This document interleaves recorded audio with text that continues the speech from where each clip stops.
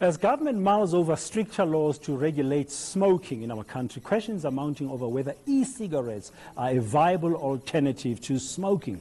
Well, a documentary examining this highly controversial topic is out, and A Billion Lives film director Aaron Bibet and medical expert Dr. Delon Human are joining us now in the studio to dissect this issue. Good morning, gentlemen. Thank you very much for coming. Yeah. Good morning. Delon, let me start with you. I mean, e-cigarettes and vaping, and it's all sort of being mentioned all the time when you discuss this. I mean, just very briefly, what are they? E-cigarettes are devices whereby people can inhale nicotine as part of an e-liquid with some flavorant. The way it's differentiated from combustible cigarettes is that there is no combustion. And that's the problem with cigarettes. It's tobacco which is set alight, that sets off 4,000 toxicants, and it allows 1 out of 2 cigarette smokers to die a premature death. E-cigarettes are 95% less harmful at least, simply because there's no combustion and there's no tar. But there's nicotine. There's nicotine. Which is the addictive component, I understand. I mean, I used to smoke. I smoked for 10 years from when I was a teenager, yeah. And I stopped smoking about 29 years ago, and I think it was the best decision I ever made for myself. Absolutely. But anyway, you've made a documentary, A Billion Lives, Aaron, and that's why you are in South Africa, and it's premiering tonight at Cinema Novo in Rosebank. Yeah, very excited for our African premiere. It's going to be great. It's shown elsewhere before, in other parts of the world? Yeah, we premiered in New Zealand.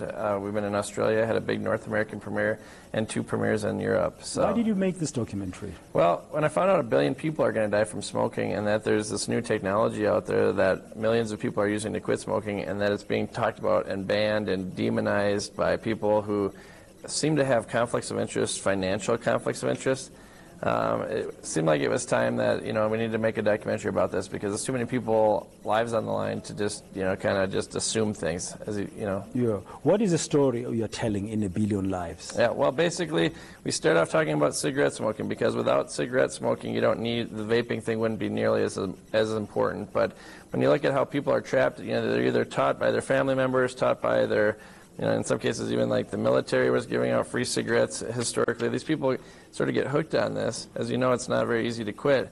And 70% of smokers right now, there's over 1 billion smokers in the world, and 70% of them want to quit, but they're not quitting. And so the story really goes into, well, here's some technology that was invented by a smoker to quit smoking, and it's helping a lot of people, but yet they keep talking about banning it and restricting it and demonizing it. And that just doesn't make any sense. Yeah, but I mean, can we say with certainty, Dion, I mean, it's only been around for a decade or so, this whole issue of e-cigarettes and vaping. Can we say medically with certainty today that it has no long-term effects? The evidence is strong that over the short term, in comparison to smoking, there's absolutely no doubt that e-cigarettes provide an ex-smoker a chance to live a longer, happy life, and at least have a quality life. Whether we can say that there are absolutely no long-term risks, we cannot say that, because you need long-term studies to prove or disprove that.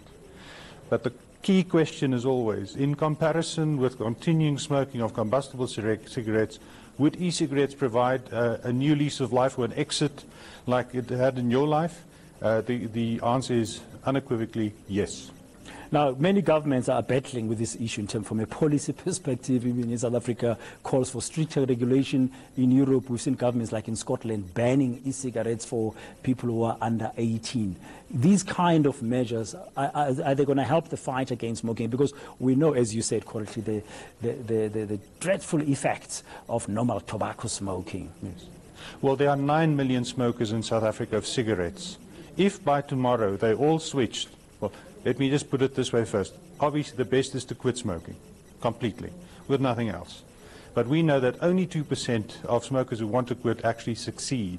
So if the 9 million smokers in South Africa switch to e-cigarettes tomorrow, they will have a normal lifespan, and they will have a quality of life at the end of it. So there's no question that this is one of the best public health breakthroughs that we've had over the last 20 years. Okay. Now, Aaron, in your documentary, I mean, do you also look at the cons of e-cigarettes? Do you try and address that in your documentary to give people a little bit of a balanced picture? Because at the end of the documentary, after I'm watching it, I need to be able to make up my mind. Is it not correct? Right, absolutely. And definitely what we did going into this movie is we traveled around the world and we met with medical experts and scientists from all over the world to see what did they have to say about it. And surprisingly, the main thing that was discussed, we spent about 8 minutes about nicotine, because that's always the word that everyone's always afraid of. Nicotine, nicotine, nicotine. You know, like, oh my goodness, there's nicotine in it. And that's often misunderstood. People don't even know what nicotine really is. And a lot of the medical experts we talked to said it's similar to caffeine, believe it or not. About same level of addictiveness, same health effects. And that's mentioned in the film. Other than that, really, no one's really discovered any other major health effects that anyone needs to be worried about. And so there was surprisingly few cons, even going into this, being a non-smoker and a non-vapor myself. So we did look at it, but there's just not a whole lot of downside to these things. So did you also feature policymakers in your documentary? The guys who make the laws and the regulations? We invited quite a few of them. They weren't, surprisingly, weren't that interested to come in and talk about it. You know, and you start looking at the financial side of that, and you start to see why. Well, it's going to be interesting. Hopefully, I'll have an opportunity one of these days to watch it.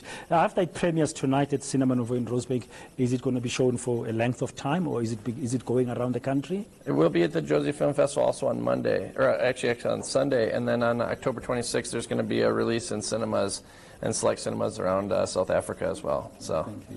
Thank you very much, Aaron. And Dion, thank you very much for coming in for a brief chat here. Those are the Billion Lives film director, Aaron Bibert, and former president of the World Medical Association, that's Dr. Delon Human.